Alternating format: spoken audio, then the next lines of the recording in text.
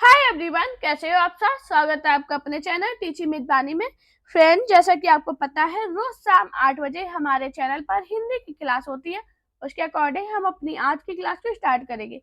आज की जो हमारी क्लास है वो हिंदी साहित्य के उपन्यास से है। उपन्यास एक ऐसा टॉपिक है जिससे पेपर में बहुत क्वेश्चन बनते हैं। तो चलिए आज की वीडियो को स्टार्ट करते हैं।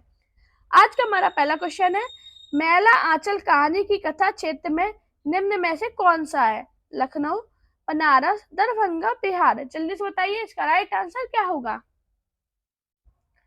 हाँ जी, जल्दी से बताइए। बताइए इसका राइट आंसर क्या होगा। तो दोस्तों, आपको याद रखना, मैला आंचल कहानी की कथा क्षेत्र निम्न में से कौन सा है। बिहार। इसका राइट आंसर है ऑप्शन डी। अब बिहार में ये कहाँ से है, पेपर में ये भी तो बन सकता है। बाई चांस बिहार के और जिले देते और आपसे पूछते हैं कि बिहार में कहाँ है, तो आपको याद रखना ये है बिहार के पूर्णिया जिले से। कौन से जिले से। पूर्णिया जिले से। आपको याद रखना, इसका जिला भी ऐसे करके भी पूछा गया था पेपर में क्वेश्चन। अलग अलग बिहार के जिले दिए गए थे, उससे पूछा था कि बिहार के किस जिले से है। तो आपको याद रखना बिहार में कौन सा, पूर्णिया जिले से है। अगर मैला आंचल की सन की बात करें तो इसकी सन है 1954। और ये किसकी है उपन्यास, किसका उपन्यास है, जल्दी से बताइए। तो आपको याद रखना जो मैला आंचल है ये है फणीश्वर। हाँ जी, नाम याद आ गया होगा सभी को। फणीश्वर नाथ रेणु। ये पेपर में पूछा गया कि ये किसका उपन्यास है, तो आपको याद रखना जो मैला आंचल है ये फणीश्वर नाथ रेणु का उपन्यास है। और फणीश्वर नाथ रेणु है ये आंचलिक उपन्यास के लिए प्रसिद्ध है। कौन से उपन्यास के लिए। आंचलिक। आपको याद रखना ये सभी पॉइंट पेपर में पूछे गए हैं। मैंने क्या बताया, मैला आंचल 1954 ईस्वी में उपन्यास कथा बिहार के पूर्णिया जिले के मेरीगंज। पूर्णिया जिले के अगर गांव की बात की जाए तो इसका गांव कौन सा था, मेरी गंज। मैं फिर से रिपीट कर दे रही हूँ, आप सभी पॉइंट अपने नोट पे लिख लीजिए। मैला आंचल 1954 ईस्वी उपन्यास की कथा बिहार के पूर्णिया जिले के मेरीगंज गांव पर आधारित है। यह फणीश्वर नाथ रेणु के लिए प्रसिद्ध आंचलिक उपन्यास है। और जो रेणु जी है ये हिंदी के आंचलिक उपन्यास के जन्मदाता के रूप में प्रसिद्ध है। आपको याद रखना पेपर में पूछा गया कि हिंदी के आंचलिक उपन्यास के जन्मदाता कौन है, तो वो है फणीश्वर नाथ रेणु। हमारा नेक्स्ट क्वेश्चन है, निम्न में से कौन सा सूर्यकांत त्रिपाठी द्वारा रचित उपन्यास नहीं है। पूर्ण प्रकाश, अलका, प्रभावती, निरूपमा। जल्दी से बताइए इसका राइट आंसर क्या होगा। हाँ जी, जल्दी से बताइए।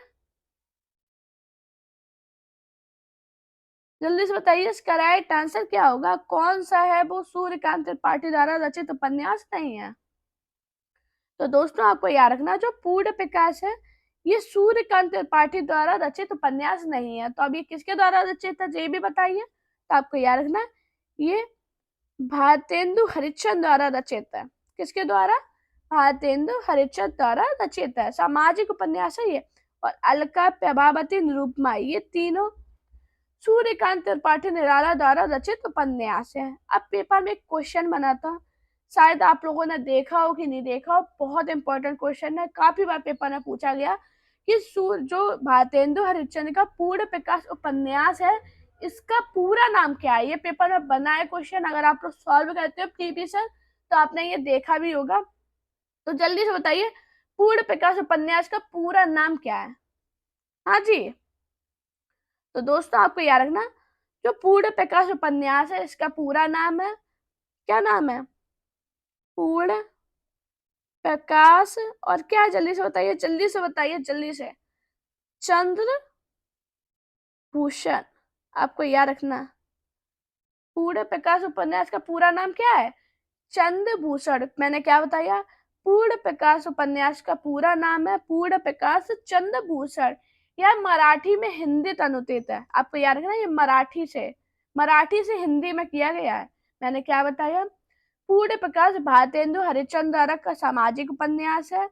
और शेष ये अलका, प्रभावती और निरूपमा सूर्यकांत त्रिपाठी के उपन्यास है। और जो पूर्ण प्रकाश उपन्यास है इसका पूरा नाम है पूर्ण प्रकाश चंद्रभूषण। हमारा नेक्स्ट मोस्ट इम्पोर्टेंट क्वेश्चन, दोस्तों वैसे आज मैं जितने भी क्वेश्चन करा रही हूँ ये उपन्यास के पूछे गए हैं और किसी एक एग्जाम में नहीं, अलग अलग एग्जाम में अलग अलग तरीके से क्वेश्चन पूछे गए थे। मैं सभी को आपको एक साथ पढ़ा रही हूँ, इसलिए पढ़ा रही हूँ, एक दूसरे को रिलेट करके पढ़ा रही हूँ, जिससे अगर इससे क्वेश्चन बने तो आपका गलत नहीं हो। अब हमारा नेक्स्ट क्वेश्चन है, जन्म काल के अनुसार निम्नलिखित कथाकारों का सही अनुक्रम है। जैनेन्द्र, भगवती चरण वर्मा, अमृतलाल नागर, हजारी प्रसाद द्विवेदी। या अमृतलाल नागर, हजारी प्रसाद द्विवेदी, भगवती चरण वर्मा या जैनेन्द्र, हजारी प्रसाद द्विवेदी, जैनेन्द्र, भगवती चरण वर्मा, अमृतलाल नागर, भगवती चरण वर्मा, जैनेन्द्र, हजारी प्रसाद द्विवेदी या अमृतलाल नागर। जल्दी से बताइए सही अनुक्रम क्या है। अब इनकी अगर आपको जन्म मृत्यु याद होगी तो आप तुरंत बता दोगे, जल्दी से बताइए। हाँ जी, तो दोस्तों आपको बता दें, जो भगवती चरण वर्मा है इनका जन्म 1903 में हुआ था, और अगर इनकी मृत्यु की बात करें तो इनकी मृत्यु 1981 में हुई थी, आपको याद रखना। अब हम जैनेन्द्र पे आएंगे। जैनेन्द्र का जन्म 1905 में और मृत्यु कब हुई थी? 1988 में। अब कौन आएंगे? हजारी प्रसाद द्विवेदी। हजारी प्रसाद द्विवेदी का जन्म 1907 में हुआ था, और अगर इनकी मृत्यु की बात करें तो इनकी मृत्यु 1979 में हुई थी। हाँ जी, अब कौन रह गए? अमृतलाल नागर। अमृतलाल नागर का जन्म 1916 और मृत्यु कब हुई थी? 1990 में। अब ये तो हो गया इनका जन्म काल। अब बताइए, हिसाब से मिलाइए, सबसे पहले कौन आएंगे? तो देखा आपने, पहले आएंगे भगवती चरण वर्मा, फिर आएंगे जैनेन्द्र, हजारी प्रसाद द्विवेदी और अमृतलाल नागर। इसका राइट आंसर होगा ऑप्शन डी। इनके जन्म याद कर जरूर कर लेना, ये पेपर में पूछे गए हैं टू द पॉइंट। मैं एक बार फिर से रिपीट कर रही हूँ, आप लोग अच्छे से लिख लीजिए अपने पॉइंट। भगवती चरण वर्मा का जन्म 1903 में और इनकी मृत्यु 1981 में हुई थी। जैनेन्द्र का जन्म 1905 में और इनकी मृत्यु 1988 में हुई थी। हजारी प्रसाद द्विवेदी का जन्म 1907 में और मृत्यु 1979 में हुई थी। अमृतलाल नागर का जन्म 1916 और मृत्यु 1990 में हुई थी। इस हिसाब से इसका जन्म काल का सही अनुक्रम क्या होगा? भगवती चरण वर्मा, जैनेन्द्र, हजारी प्रसाद द्विवेदी, अमृतलाल नागर। बहुत इंपॉर्टेंट क्वेश्चन है, जाने कितने एग्जाम में बार बार ये पूछा गया। हमारा नेक्स्ट क्वेश्चन है, हिंदी में तिलस्मी अय्यारी उपन्यास के प्रवर्तक कौन है? श्री हरे कृष्ण जौहर, बाबू देवकी नंदन खत्री, किशोरी लाल गोस्वामी, गोपाल राम गैमरे। बताइए इसका राइट आंसर क्या होगा? हाँ जी, क्या होगा इसका राइट आंसर? दोस्तों अगर आप मेरे चैनल पर पहली बार आए हो तो वीडियो को जरूर देखिए पूरा, उसे लाइक कीजिए और चैनल को सब्सक्राइब जरूर करना, और मुझे कमेंट में बताना कि आपको क्लास कैसी लगी है और अगली क्लास आप किस टॉपिक पे चाहते हो, ये मुझे कमेंट में जरूर बताना। हाँ जी, इसका राइट आंसर क्या होगा? तो दोस्तों आपको याद रखना, इसका राइट आंसर है क्या है? ऑप्शन बी, बाबू देवकी नंदन खत्री। मैंने क्या बताया? हिंदी साहित्य में तिलस्मी अय्यारी उपन्यास के प्रवर्तक है वो है बाबू देवकी नंदन खत्री। अगर इनके प्रमुख उपन्यास की बात की जाए देवकी नंदन खत्री के, तो इनका प्रमुख उपन्यास है जो पेपर में बहुत पूछा जाता है, चंद्रकांता। बहुत बार पूछा गया पेपर में कि चंद्रकांता किसका उपन्यास है, तो आपको याद रखना ये है बाबू देवकी नंदन खत्री का। अब गोपाल राम गैमरी, इनसे एक क्वेश्चन बना था, हिंदी में जासूसी उपन्यास के प्रवर्तक कौन माने जाते हैं? क्या मैंने बताया? हिंदी में जासूसी उपन्यास के प्रवर्तक कौन से माने जाते हैं? कौन से प्रवर्तक? जासूसी उपन्यास। तो आपको याद रखना, अगर पेपर में ये पूछा जाए कि हिंदी में जासूसी उपन्यास के प्रवर्तक कौन माने जाते हैं, तो आपको याद रखना गोपाल राम गैमरी। ये पेपर में पूछा गया है क्वेश्चन, आप ये मत समझ लेना कि मैं अलग से बता रही हूँ तो ये पेपर में पूछे नहीं गए। मैंने जितने भी पॉइंट आपको बताए पेपर में पूछे गए थे, किसी ना किसी एग्जाम में पूछे जाते हैं। मेरी जो क्लास होती है मैं आपको वही पढ़ाती हूँ जो पेपर में आता है। मैं फालतू की बातें नहीं करती हूँ, ना ही मैं आपसे टाइम पास आपका करवाती हूँ। मैं जितना भी पढ़ाती हूँ सॉलिड पढ़ाती हूँ और आपके काम का पढ़ाती हूँ, फालतू की बातें नहीं। सीधा आपको जो पढ़ाना है वो मैं आपको पढ़ाती हूँ, और आप भी पढ़ते हो, ये बहुत बड़ी बात है मेरे लिए कि आप मेरी क्लास को बहुत अच्छे से पढ़ते हो और मुझे इतने प्यारे प्यारे कमेंट करते हो। तो उसके लिए बहुत ज़्यादा थैंक यू। मैं सभी के कमेंट होते हैं वो इंस्टाग्राम पे स्टोरी लगाती हूँ, तो ज़रूर देखा कीजिए। हमारा नेक्स्ट क्वेश्चन है, चक्करदार चोरी उपन्यास के लेखक कौन है? देवकी नंदन खत्री, लज्जा राम शर्मा, गोपाल राम गैमरी, बांकेलाल चतुर्वेदी। जल्दी से बताइए इसका राइट आंसर क्या होगा? हाँ जी, क्या है इसका राइट आंसर? जल्दी से बताइए दोस्तों। मुझे कमेंट जरूर करना आप लोग कि अगली क्लास आप किस टॉपिक पर चाहते हो, आपका ऐसा कौन सा टॉपिक है जो आप क्लियर नहीं कर पा रहे हो और आप चाहते हो कि मैम इस टॉपिक के मुझे क्वेश्चन करा लीजिए, तो मुझे कमेंट करना, मैं सभी क्वेश्चन आपको कराऊंगी। हाँ जी, चक्करदार चोरी उपन्यास के लेखक कौन है? तो दोस्तों आपको याद रखना, जो चक्करदार चोरी उपन्यास के लेखक है वो है गोपाल राम गहमदी। ये अभी मैंने आपको बताया था, ये कौन है? जासूसी उपन्यास के प्रवर्तक माने जाते हैं। मैंने अभी यार बताया था, हिंदी साहित्य में जासूसी उपन्यास के प्रवर्तक माने जाते हैं। मैंने क्या बताया? चक्करदार चोरी उपन्यास के लेखक गोपाल राम गहमदी है, जिन्हें जासूसी उपन्यास का प्रवर्तक माना जाता है। हमारा नेक्स्ट क्वेश्चन है, किस्सा और दृष्टि को जोड़ने वाला तत्व उपन्यास की चरित्र सृष्टि है, किसका कथन है? महावीर प्रसाद द्विवेदी, शिवनंदन साय, प्रेमचंद राम स्वरूप चतुर्वेदी। जल्दी से बताइए इसका राइट आंसर क्या होगा? हाँ जी दोस्तों, आपसे एक क्वेश्चन और पूछना था। आप लोग मुझे कमेंट आए थे काफी कि मैम फर्स्ट यूनिट से जो भी क्वेश्चन बनते हैं वो डिटेल में पढ़ा दीजिए, फर्स्ट यूनिट से आखिरी तक। तो मुझे कमेंट करना आप लोग कितने लोग सहमत हो कि मैं पहली यूनिट से और आपकी जो हिंदी साहित्य के क्वेश्चन जो पेपर में पूछे जाते हैं सब चैप्टर वाइज चैप्टर आपको पढ़ाऊं। तो मुझे कमेंट करना, अगर आप लोग मुझे कमेंट करोगे तो उस हिसाब से मैं आपको क्लास पढ़ाऊंगी। तो आप लोग कमेंट करके बताना कि मैं ऐसा करूं या ना करूं। हाँ जी, किस्सा और दृष्टि को जोड़ने वाले तत्व उपन्यास की चरित्र सृष्टि है, किसका कथन है? आपको याद रखना है, ये जो कथन है वो है राम स्वरूप चतुर्वेदी का। इसका राइट आंसर होगा ऑप्शन डी। अब राम स्वरूप चतुर्वेदी से एक क्वेश्चन बना था कि हिंदी साहित्य हिंदी साहित्य और संवेदना का विकास और संवेदना का विकास। हाँ जी, मैं अलग से जो पॉइंट बताती हूँ अपने नोट्स में जरूर लिखा कीजिए, ये सभी इंपॉर्टेंट पॉइंट होते हैं, वही मैं बताती हूँ आपको। तो पेपर में बना था क्वेश्चन, हिंदी साहित्य और संवेदना का विकास नामक इतिहास ग्रंथ किसने लिखा है? तो आपको याद रखना, हिंदी साहित्य और संवेदना का विकास नामक जो ग्रंथ है वो राम स्वरूप चतुर्वेदी ने लिखा है। हमारा नेक्स्ट क्वेश्चन है, उपेंद्र नाथ अशक का उपन्यास गर्म राख किस सन में प्रकाशित हुआ? 1954, 1940, 1952, 1938। जल्दी से बताइए इसका राइट आंसर क्या होगा? हाँ जी दोस्तों, मैं शॉर्ट बनाती हूँ, शॉर्ट में आपको ट्रिक बताती हूँ, वो शॉर्ट जरूर देखा कीजिए, बहुत इंपॉर्टेंट होते हैं। जो आप याद नहीं कर पाते हो वो मैं ट्रिक के साथ आपको बता रही हूँ, तो ट्रिक के साथ याद करते हैं तो वो कभी भूलते नहीं हो। तो एक बार ट्रिक जरूर देखा कीजिए। साथ में कम्युनिटी पोस्ट में मैं कुछ क्वेश्चन डालती हूँ, तो वो क्वेश्चन जरूर सॉल्व किया कीजिए, काफी ज्यादा इंपॉर्टेंट क्वेश्चन होते हैं और आपको विथ एक्सप्लेन के मैं बताती हूँ, तो वो क्लास वो जरूर देखा कीजिए, सॉल्व किया कीजिए। बताइए इसका राइट आंसर क्या होगा? तो दोस्तों आपको याद रखना, उपेंद्र नाथ अश्क के उपन्यास गर्म राख सन 1952 ईस्वी में प्रकाशित हुआ था। इसका राइट आंसर होगा ऑप्शन सी। हमारा नेक्स्ट क्वेश्चन है, बाजार के बीच बाजार के खिलाफ की लेखिका का नाम है? मैत्री पुष्पा, नासिर शर्मा, प्रभा खेतान, बेंदा करात। बताइए इसका राइट आंसर क्या होगा? दोस्तों मुझे ये जरूर बताना कि आप लोग कितने क्वेश्चन को सही सॉल्व कर पाते हो और आपकी कितनी तैयारी चल रही है, जल्दी से बताना सभी लोग, जिससे मुझे एक आइडिया लग जाए, उसके बाद मैं आपको अच्छी अच्छी क्लास ला के दूं। हाँ जी, बाजार के बीच बाजार के खिलाफ की लेखिका का नाम है।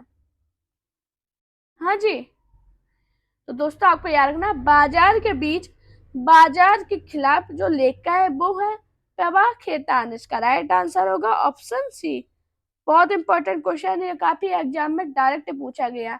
आपको याद रखना, जो प्रभा खेतान है ये लघु उपन्यास विधा की रचना है। वापिस चाहेंगे गलत बोल के, बाजार के बीच बाजार के खिलाफ जो रचना है ये लघु उपन्यास विधा की रचना। आपको याद रखना, ये बहुत इंपॉर्टेंट पॉइंट है, पेपर में डायरेक्ट पूछे जाते हैं। हमारा नेक्स्ट क्वेश्चन है, आचार्य हजारी प्रसाद द्विवेदी द्वारा लिखित उपन्यास है? पुनर्नवा, निरुपमा, निर्वासिता या बधुआ की बेटी? जल्दी से बताइए, इसका राइट आंसर क्या है? सॉरी, बधुआ की बेटी। जल्दी से बताइए। हाँ जी, क्या होगा इसका राइट आंसर? जल्दी से बताइए। तो दोस्तों आपको याद रखना है, इसका जो राइट आंसर है ऑप्शन है पुनर्नवा। आचार्य हजारी प्रसाद द्विवेदी द्वारा लिखित उपन्यास कौन सा है? पुनर्नवा।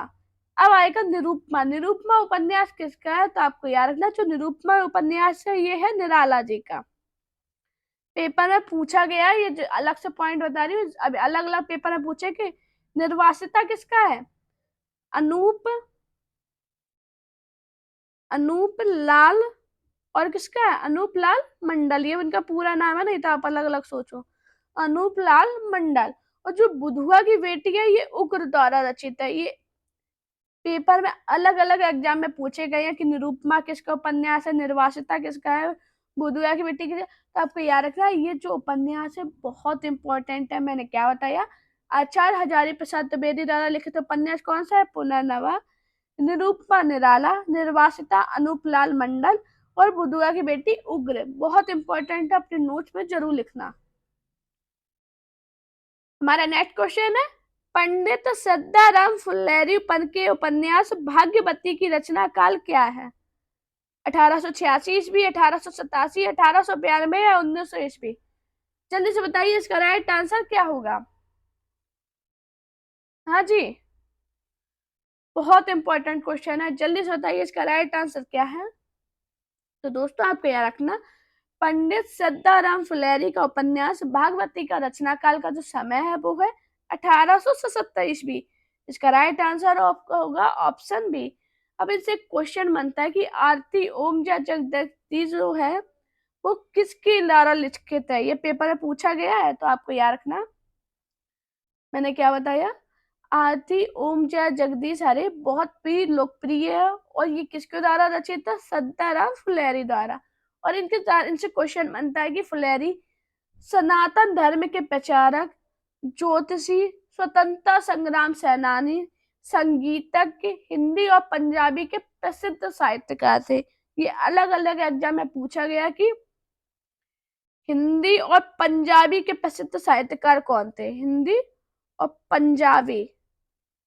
तो आपको याद रखना, ये थे सद्दाराम फुलेरी। ये पेपर में पूरा पॉइंट पूछे गए हैं, और इनके द्वारा रचित जो आरती है ओम जय जगदीश हरे सभी के घर पे होती होगी।